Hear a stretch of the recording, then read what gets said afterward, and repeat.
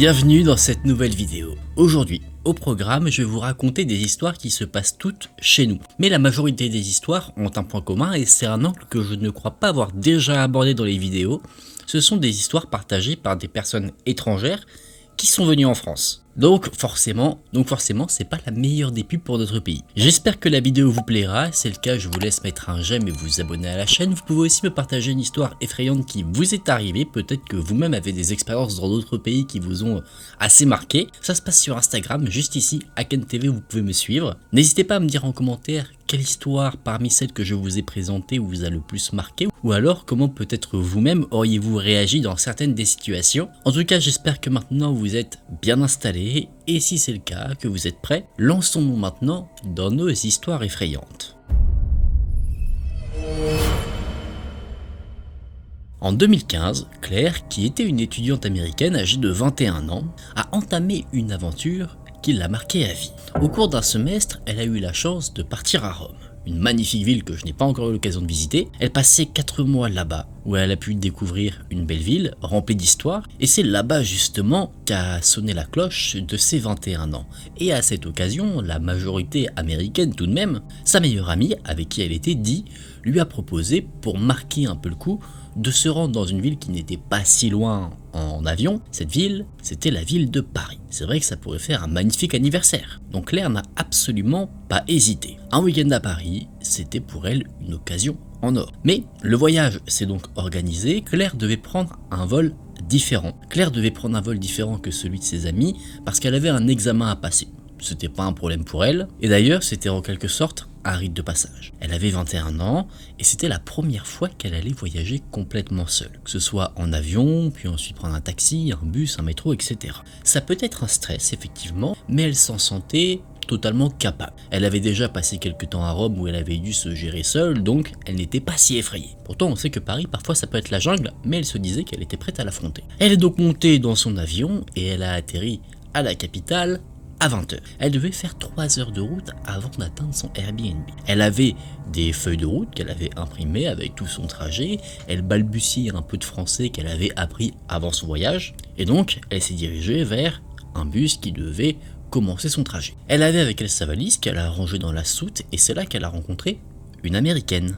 Elle était un peu âgée, elle était avec son mari, donc elle les a aidés à mettre eux aussi leur valise dans la soute du bus. Pour elle, c'était un bon moment parce qu'elle vient des États-Unis, donc c'était un peu réconfortant pour elle de retrouver ici des Américains. Elle est ensuite montée dans le bus, et rapidement, un malaise s'est installé. Un homme d'âge moyen, de taille moyenne, plutôt banal, s'est approché d'elle et lui a demandé s'il pouvait s'asseoir sur le siège à côté d'elle. Claire, instinctivement, a fait semblant de ne pas comprendre. Elle a répondu d'ailleurs en anglais pour montrer qu'il y avait quand même une barrière de la langue alors qu'elle avait quand même compris la demande du monsieur. Mais l'homme insista, et là il y avait une différence, c'est que maintenant il l'a regardé avec un énorme sourire, comme s'il était très heureux de tomber sur une jeune fille américaine.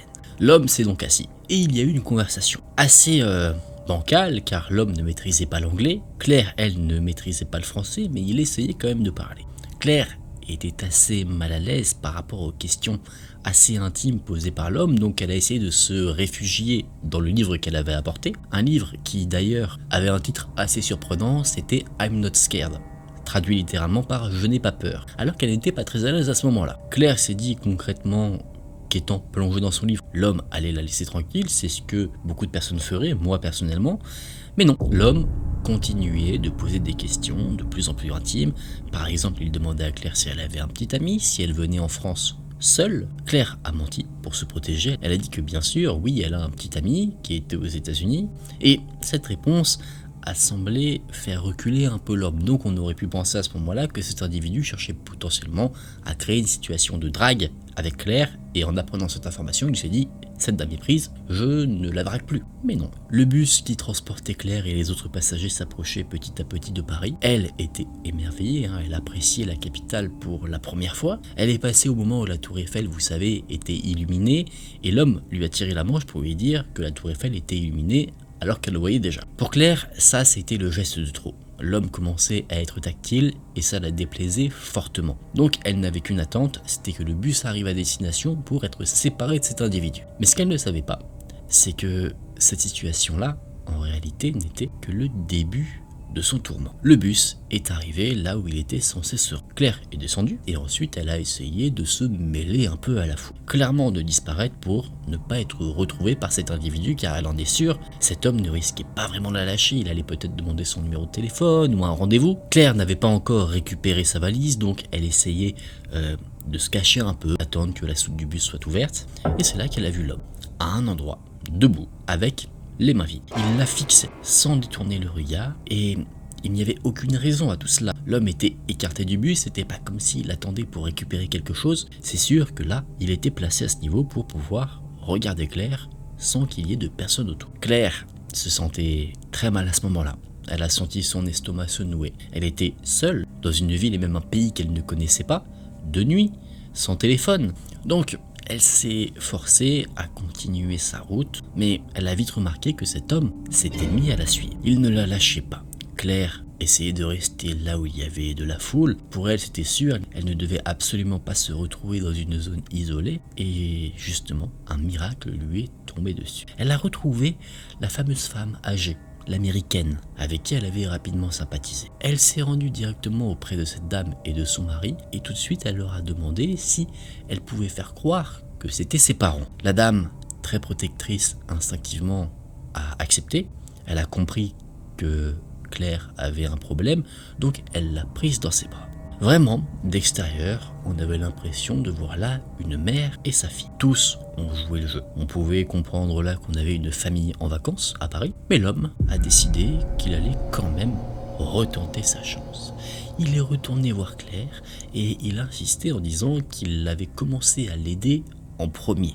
La dame s'est interposée en disant que ce n'était absolument pas nécessaire car c'était leur fille. L'homme hésita, il recula ensuite doucement, puis il a commencé à s'éloigner en jetant à quelques reprises des regards assez, pas énervés mais déçus. Une fois l'homme vraiment disparu, la Claire a remercié le couple qui lui avait clairement sauvé la mise. Elle a été escortée par ce couple jusqu'au métro pour être sûr que l'homme ne s'était juste pas caché pour lui retomber dessus plus tard. Et ensuite, ce couple et Claire se sont séparés. Claire ne sait pas du tout comment ce couple se nommait, mais une chose est sûre, c'est que bien que leur nom lui soit inconnu, jamais elle n'oublierait ces deux personnes. Claire n'avait pas encore terminé son long trajet, elle devait se rendre vers son Airbnb. Sur le trajet, elle a malheureusement eu le droit au comportement déplacé de certains hommes, qui je suppose, vous les femmes qui regardez cette vidéo, n'êtes pas étrangères, les regards insistants, les sifflements, mais Claire cette fois-ci n'était plus apeurée, elle était plutôt en colère par rapport à toute la situation qu'elle avait vécue. Elle se sentait capable de se défendre, donc là elle marchait dans les rues de Paris, pas comme quelqu'un qui cherche à se faire discrète pour éviter les problèmes, mais plutôt comme une tempête qui serait prête à retourner tout sur son passé. Elle a pu rejoindre son Airbnb, fêter un bel anniversaire malgré le fait que ça avait commencé de manière assez malheureuse, et depuis, pour être sûre de se sentir toujours en sécurité, Claire s'est inscrite à des cours de boxe et aujourd'hui elle se dit que si un jour elle recroise un individu comme celui qu'elle a rencontré dans le bus pour aller à Paris, cet individu serait bien malchanceux car elle serait complètement prête cette fois-ci à se défendre. Un été, Élise, une étudiante canadienne qui était âgée de 22 ans, avait décroché une sorte de bourse lui permettant d'aller perfectionner son français directement en France. Elle pouvait donc passer un mois à Saint-Étienne entourée d'étrangers, justement pour explorer ensemble une nouvelle culture. Une expérience qu'elle imaginait fort enrichissante, mais qui a aussi connu quelques troubles. Elle s'est rendue sur place, le temps a un peu passé, tout se passait très bien, et un jour, Élise a quitté l'appartement qu'elle occupait pour réaliser une randonnée avec d'autres étudiants. Une randonnée organisée par l'école qui était en collaboration avec cet échange pour perfectionner le français. Élise était quelqu'un d'assez, je cherchais le mot, mais on peut dire organisé. Quand elle avait un rendez-vous, elle aimait pas arriver pile à l'heure, elle aimait surtout arriver en avance. C'était un réflexe qu'elle avait, quelque chose qu'elle faisait toujours machinalement parce qu'elle avait une peur, irrationnelle peut-être, d'être en retard. Donc quand elle est arrivée, il n'y avait encore personne qui devait l'accompagner pour la randonnée, elle était complètement seule. Donc, elle s'est assise sur un trottoir pour patienter, profitant de la douceur du matin, il faisait bon, il faisait plutôt beau, et c'est peu de temps après s'être assis qu'un homme s'est présenté juste à côté d'elle, mais d'une manière très étrange. Cet homme a surgi d'un buisson. Pas d'une autre rue, pas d'une petite allée qu'on ne voyait pas, non, bel et bien un buisson. Donc, ce qui signifie qu'il était caché là depuis déjà un moment. Cet homme semblait avoir la vingtaine d'années, il était mal rasé, plutôt grand, ses vêtements étaient froissés, ce qui ne semble pas si surprenant quand on sait qu'il se cachait dans un buisson. Par réflexe, mais bien sûr surprise, Élise lui a adressé un sourire plutôt poli. Cet homme a pris ça pour une invitation à s'asseoir à côté d'elle. Et une fois assis, il a commencé à lui parler en français. Élise avait encore du mal avec la langue, ce qui se comprend complètement, donc elle essaie de lui expliquer doucement qu'elle ne comprend pas vraiment ce qu'il dit, qu'elle était étrangère, qu'elle venait du Canada, et d'un coup l'homme a switché et il a commencé à parler en anglais, mais vraiment un bon anglais. Il a demandé à Élise d'où elle venait. Élise, qui là ne voyait pas encore de mal à la situation, a répondu, et assez rapidement, au fur et à mesure de la conversation, l'homme se rapprochait petit à petit physiquement d'Élise, centimètre par centimètre. Puis, à un moment donné, avec une assurance qui a déconcerté Élise, il a commencé à la regarder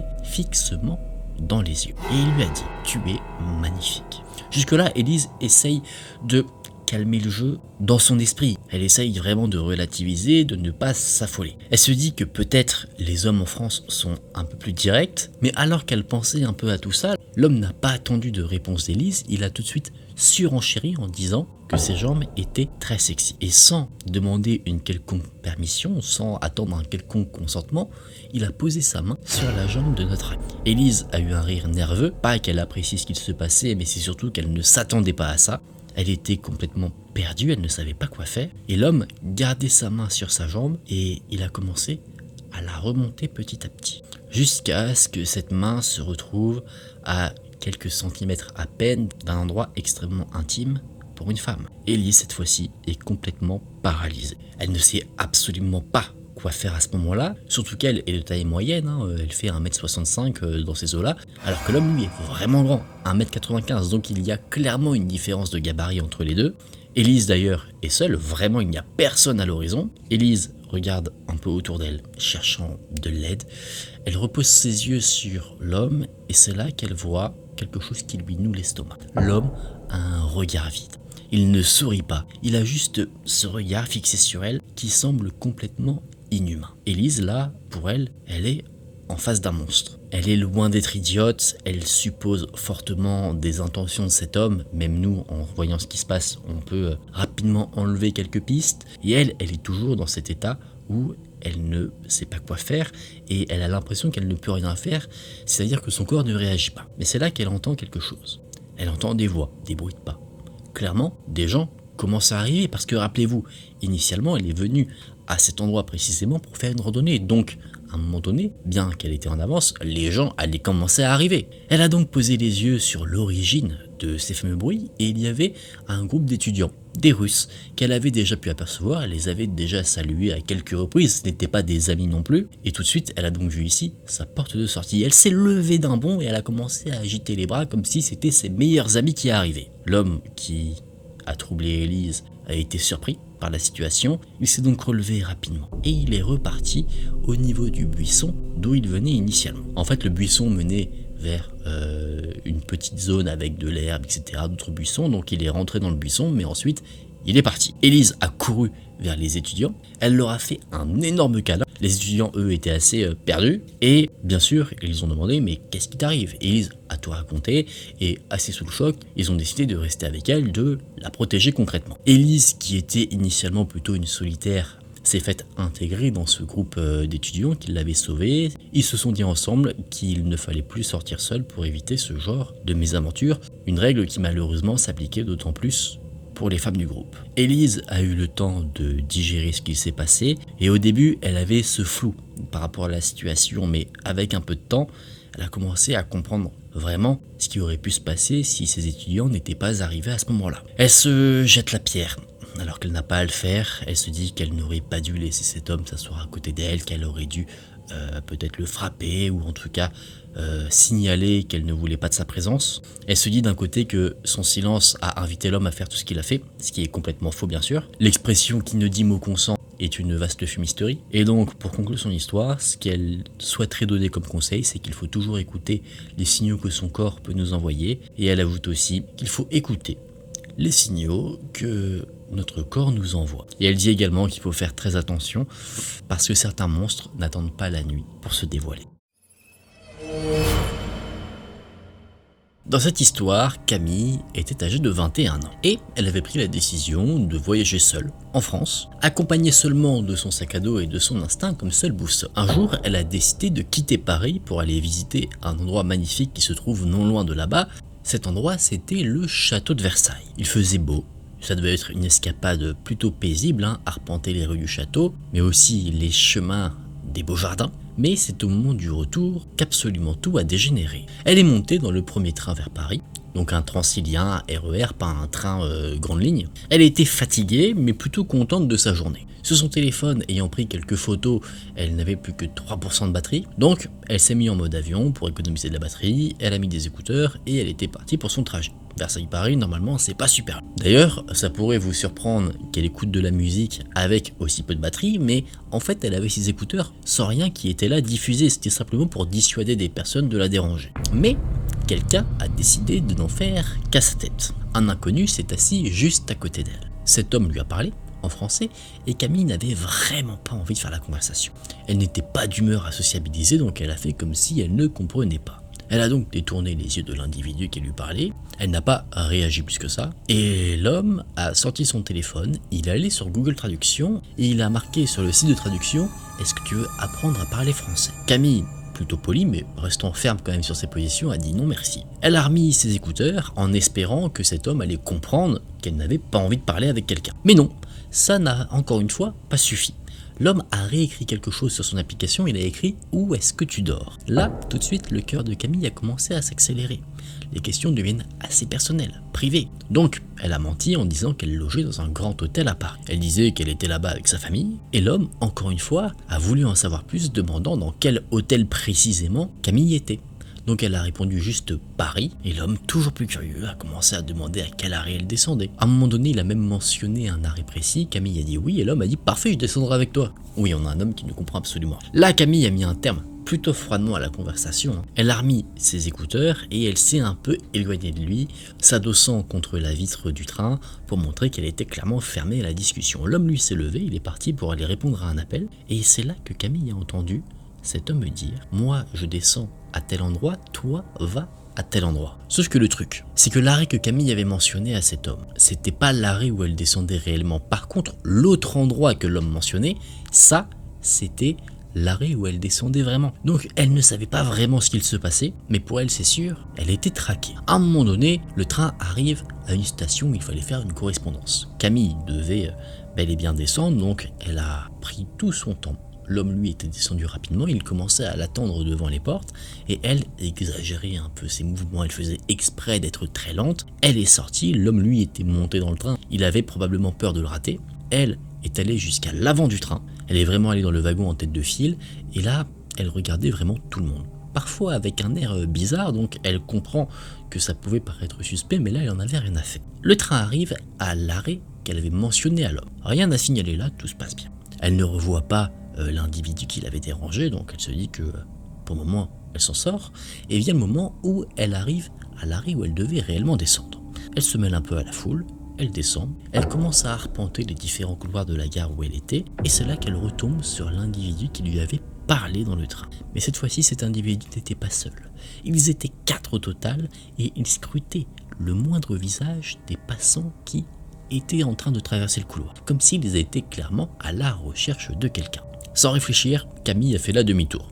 Impossible pour elle de passer à côté de ces individus. Elle a essayé de modifier son apparence, elle a détaché ses cheveux, changé un peu de coiffure, et c'est une fois sortie de la station que là, elle s'est mise à courir. Elle a filé à toute allure jusqu'à son auberge de jeunesse, et elle s'est jurée à ce moment-là de ne plus jamais sortir seule. En tout cas, pendant tout le reste de son voyage. Fort heureusement, elle n'a plus jamais revu cet homme, et bien sûr, elle espère ne plus jamais croiser son regard de nouveau.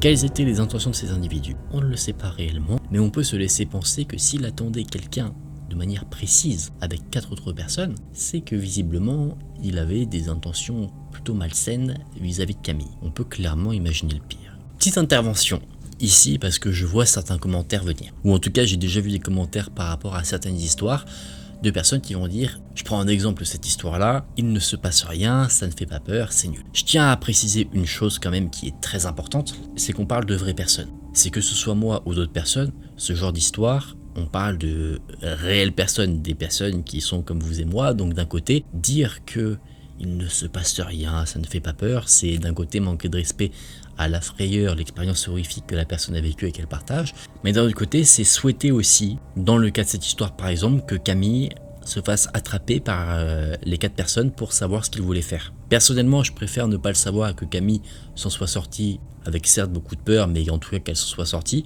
plutôt que de savoir qu'elle a été peut-être abusée intimement par 4 personnes dans une ruelle, et là considérer que c'est vraiment horrifique, qu'il se passe quelque chose. Je pense que c'est important. Je voulais juste préciser ça, parce que je trouvais ça important, et j'ai déjà vu quelques commentaires un peu comme ça, et j'ai toujours trouvé ça super déplacé. Donc avant qu'il y ait des personnes qui aient un énorme détachement par rapport à la chose, qui prennent ça un peu peut-être comme un film du style ça n'existe pas, pensons quand même que derrière ces histoires, il y a des vraies personnes qui ont vécu quelque chose et qui ont eu le courage derrière d'aller en parler, et qui ont le courage derrière aller en parler sur des forums pour exprimer, pour peut-être extérioriser, ou peut-être même donner des conseils sur comment il faudrait agir, ou faire un retour d'expérience sur leur manière eux d'agir, afin que d'autres personnes puissent agir différemment. C'était la petite aparté, on va maintenant passer à la dernière histoire.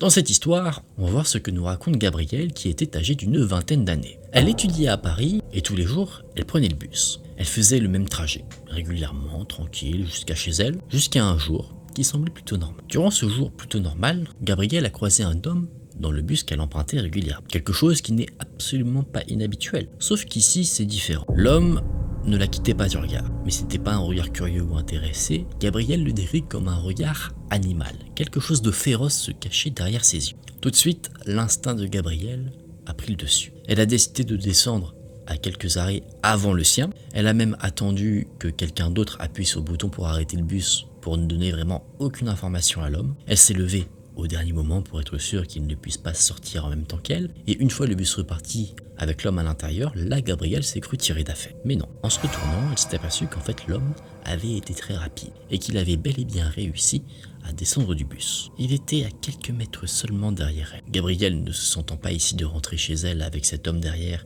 a décidé de rentrer dans un magasin. Elle a sorti son téléphone et fait semblant de passer un appel, jusqu'au moment où l'homme, lui, semblait avoir disparu. Gabrielle s'est donc dit ici qu'elle allait pouvoir reprendre sa route. Rassurée, elle s'est dit qu'en fait, peut-être que tout cela n'était qu'une coïncidence, qu'elle a peut-être un peu surinterprété certaines choses, et que cet homme descendait juste à cet arrêt-là et qu'il est reparti. Elle a donc pris la route à pied pour rentrer jusqu'à chez elle, tout s'est bien passé, mais en arrivant au niveau de sa rue, elle a remarqué que l'homme qu'elle avait vu dans le bus, qui était descendu au même arrêt qu'elle, était cette fois-ci planté devant la porte de son immeuble, et il la regardait fixement, comme si il savait qu'elle allait arriver là. Et il avait un petit rictus au coin des lèvres, comme s'il était satisfait d'avoir en quelque sorte dupé Gabrielle. Pour vous mettre la scène concrètement, l'homme n'est pas devant pile poil la porte de l'appartement, il est sur le trottoir d'en face. Donc Gabrielle marche très vite jusqu'à sa porte, elle rentre, elle court aussi rapidement que possible pour rentrer dans son appartement, chose qu'elle arrive à faire, et une fois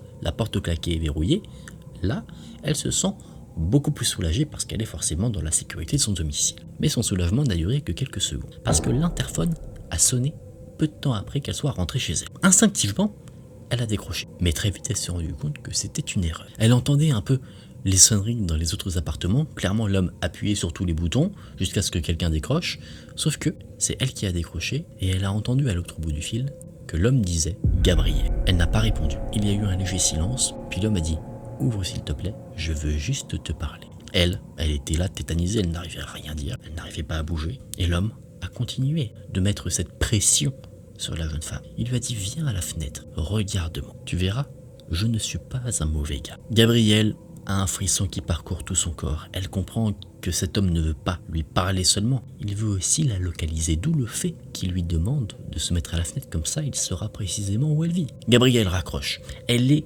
paniquée, donc cherchant à se réconforter, elle appelle son petit ami qui vit à l'étranger. Ce petit ami qui n'est donc pas dans cette situation arrive à réfléchir de manière rationnelle, et il lui dit, depuis le début ce que tu aurais dû faire c'est appeler la police. Mais Gabrielle, elle a une justification de pourquoi elle ne l'a pas fait, c'est qu'elle avait peur d'en faire trop, que la police dise mais non on s'en fout, on a des choses plus importantes à régler. Donc plutôt que d'appeler la police, Gabrielle décida d'appeler sa meilleure amie. Elle avait besoin de réconfort, donc elle parlait beaucoup, elle riait. Gabrielle commençait à se détendre un peu et c'est là que l'interphone a de nouveau sonné. Alors que ça faisait 2 heures quand même depuis la première fois qui s'était écoulée. Gabrielle, pensant que la situation était terminée, a décroché l'interphone, mais encore une fois c'était l'individu qui a dit « Gabrielle, ouvre-moi s'il te plaît ». Gabrielle replonge dans la terreur qu'elle avait traversée. L'homme lui dit « J'ai soif, je veux juste un verre d'eau s'il te plaît ». Elle ne sait pas pourquoi, parce que dans cette phrase, il n'y avait aucune menace ou quoi que ce soit, mais ça l'a fait tomber au sol sur le moment. Elle était recroquevillée en boule contre le mur, elle n'osait absolument pas bouger, pas respirer. C'est comme si elle voulait faire croire à la personne qui était à l'interphone que personne n'était là, puis même de l'autre côté, du côté de l'homme, plus rien, le silence. Gabrielle s'est endormie là, sur le sol, tellement terrorisée, épuisée par la peur. Et dans la nuit, l'interphone a sonné une dernière fois. Ça l'a réveillée, cette fois-ci elle n'a pas répondu. Là elle s'est levée vraiment pour aller se coucher dans sa chambre. Au matin, elle a appelé son père qui est venu la chercher. L'immeuble était complètement silencieux, mais il avait laissé quelque chose. Il avait laissé dans la boîte aux lettres un papier. Et sur ce papier, il y avait marqué « Gabrielle, je suis un gentil garçon, tu aurais vraiment dû m'ouvrir ». Le père emmena sa fille directement au commissariat. Et au commissariat, ils ont rassuré Gabrielle en disant qu'elle aurait dû appeler la police, ne pas hésiter, et que si ce genre de situation, même si elle a l'impression qu'elle va déranger ou quoi que ce soit, qu'il faut qu'elle appelle. Il vaut mieux qu'il y ait un malentendu plutôt qu'une vraie situation abominable ne se produise. Le père, lui, a fait changer les serrures. Il a fait installer un système de sécurité et pendant quelques temps, chaque soir, il s'installait devant un café à proximité de l'appartement où il avait une vue directe pour voir si cet individu allait revenir. Il est resté là pendant 1 semaine, mais cet homme ne s'est jamais représenté. Depuis ce jour, Gabrielle n'utilise plus vraiment les mêmes trajets.